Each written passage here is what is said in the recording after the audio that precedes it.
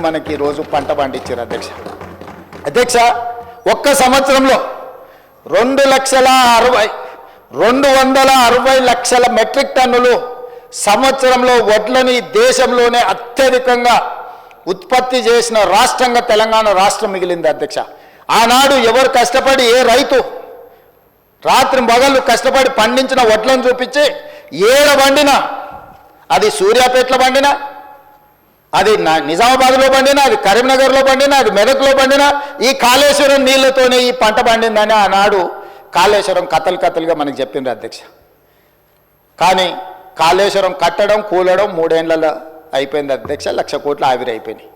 ఆ తర్వాత కాళేశ్వరం కూలిన తర్వాత ఉత్తమ్ కుమార్ రెడ్డి గారు సివిల్ సప్లైస్ మినిస్టర్గా బాధ్యతలు చేపట్టిన తర్వాత రైతులకు మేము ఒక భరోసా ఇచ్చి, మీరు పండించిన వడ్లను చివరి గింజ వరకు మేము కొంటాం, మీరు సన్న వడ్లు పండిస్తే 500 రూపాయల బోనస్ ఇస్తామంటే 260 లక్షల మెట్రిక్ టన్నులు పండించి ఈరోజు రైతులకు ఇచ్చింది. కాళేశ్వరం లేకుండానే ఈ దేశంలో అత్యధికంగా ఒక్క సీజన్లో 1,56 లక్షల మెట్రిక్ టన్నుల వడ్లను పండించి ఈ దేశానికి ఆదర్శంగా మన రైతులు నిలబడ్డారు.